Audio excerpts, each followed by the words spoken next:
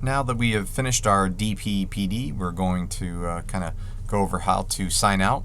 There is the last folder there. It says sign out form.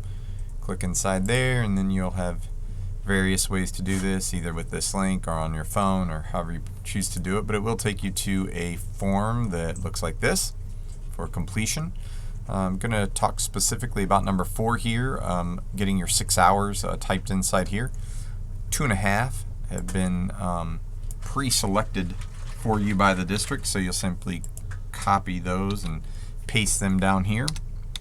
And then the remaining hours that you needed to do to total 6, you could go back into our course, go into the new PD offerings, which is a link to a Word document. And then this is probably view only for you, so you'll possibly have to download and make a copy of it if you want to click inside of it and copy and paste. But you simply just, once you're able to get your cursor inside here, you just simply copy what you did